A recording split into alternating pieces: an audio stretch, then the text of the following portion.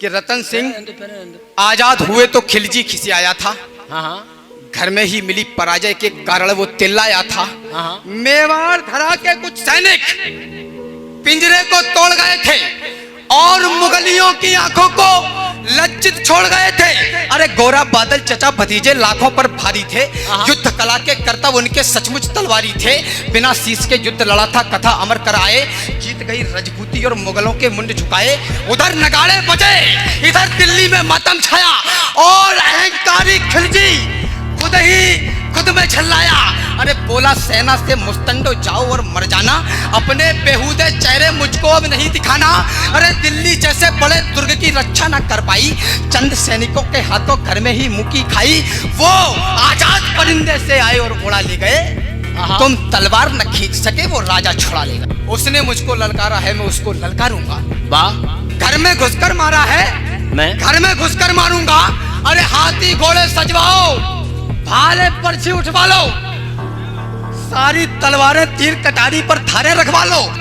कूच करो, चित्तौड़ दुर्ग की घेराबंदी कर दो। जो आंखें पद्मिनी को देखें वो आंखें अंधी कर दो।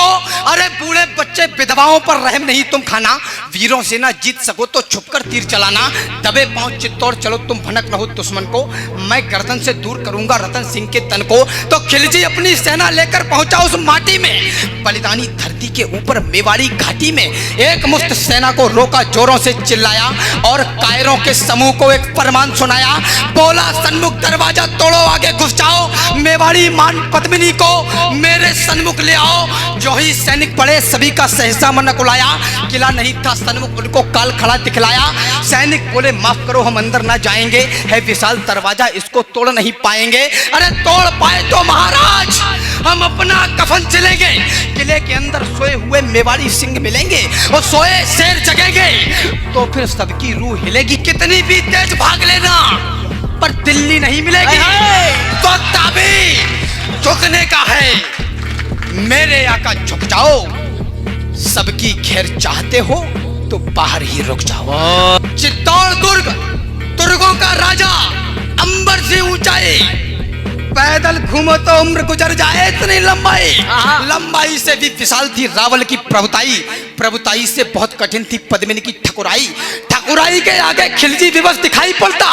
किला बेच लेने वाली वह नित्य नीतियां करता, किंतु किले की उस दृढ़ता का वाह वाह क्या कहना। 8 माह तक रेत छानती रही मुगलिया सेना। दीवार दुर्ग की ददक रही थी दंगल के जंगल में और दुष्ट दारुल दुख पाते मेवाड़ी मंगल में। जिधर देखते थे केवल बस रेत दिखाई पड़ता। सन्मुख किला, किले सन्मुख रणखेत दिखाई पड़ता। सुनो सहस्त्रो शंकर का सम्मान किले के ऊपर और एकलिंग महादेव वरदान किले के ऊपर। किला किलेश्वर क्या कमाल था, कुशल कमान वही था। किला किला था, केवल किला किले का नाम नहीं। तो गुप्तचरों ने देखा और राणा रावल से बोले, पहले सांस संभाली और फिर धीरे से मुंह खोले।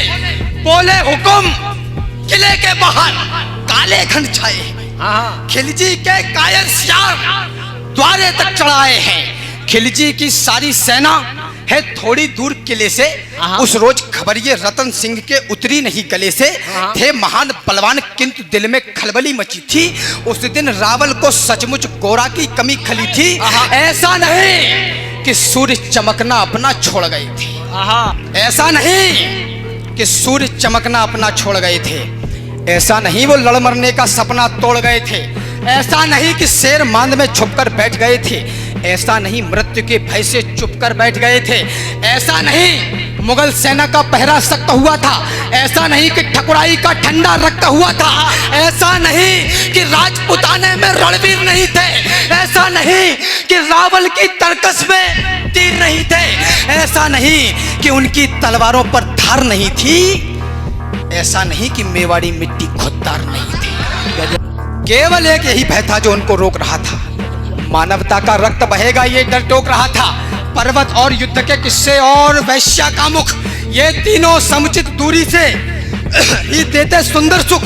कथा युद्ध की सुनने में रमणी लगा करती है, मगर समर्थल में सोनित की धार बहा करती है। बच्चे अनाथ होते हैं, बहुएं विधवा हो जाती हैं। तभी युद्ध की असली सूरत मित्र नजर आती है। तो यही सोचते थे रावल की अगर लड़ाई होगी तो ये सच है दुनिया में अपनी ठकुराई होगी, अपनी ठकुराई होगी तो हर जगह बड़ाई होगी, और बड़ाई की कीमत सचमुच योद्धा ही होगी।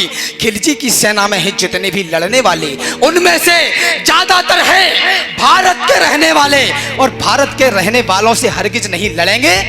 जब तक युद्ध टले टालेंगे तत्पश्चात लड़ेंगे। तो सभा बुलाई गई और सारे मंत्री बुलवाए गए। सच्चे महारथी और योद्धा भी दरबार में आए। कोई कहे शत्रु सन्मुख है, रावल देर न करना, और पड़ोसी राजाओं के लिए टेर मत करना। है सच्चा सूरवीर वो ही जो मारे या मरता है। कितने भी स्वर्ण सिंह घेरे पर सिंह नहीं डरता है, कितने भी स्वर्ण सिंह घेरे पर सिंह नहीं डरता है। कोई बोला महाराज आदेश करो तो कर दें, एक बार फिर मुगलों में रजपूती लोहा भर दें। मौत वो नहीं, मृत्यु वो नहीं जो हमको अपने संग लेकर जाए, मृत्यु वो नहीं जो शरीर से प्राण अलग कर जाए, मृत्यु वो नहीं जो भय का कोई उन्माद उठाए, मृत्यु वो नहीं जो जीवन जीने में आड़े आए।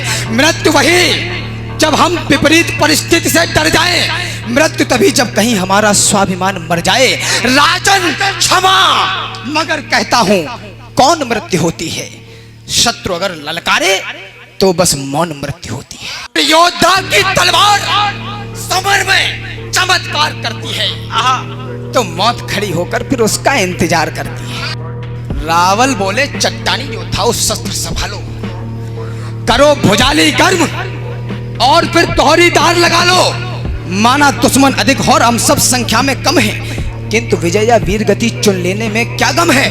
चलो खिलजियों की अंतिम अरदास मिटाकर आए, चलो समर में योद्धाई की आग लगाकर आए, चलो समंदर में चलकर तूफानों से टकराएं, चलो उन्हें योद्धाई वाला खेल खिलाकर आए, चलो बता दें युद्ध उन्हें कैसे जीते जाते हैं। 7 लाख से कुछ हजार किस दम पर टकराते हैं, 7 लाख से कुछ हजार किस दम पर टकराते हैं। आज पुकारा मातृभूमि ने, आज दिवस आया है, आज कृपा है महाकाल की, क्या अद्भुत माया है। अरे आज देवगण हर्षित होकर हमको देख रहे हैं और स्वर्ग से सुमन हमारे ऊपर फेंक रहे हैं। आज कालिका और दुर्गा का आशीर्वाद मिला है, जन्मभूमि की रक्षा वाला आज प्रसाद मिला है।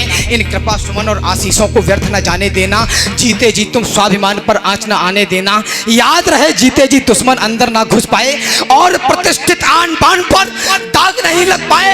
याद रहे कि उस योद्धा का मान हुआ करता है जो मातृभूमि की रक्षा में बलिदान हुआ करता है।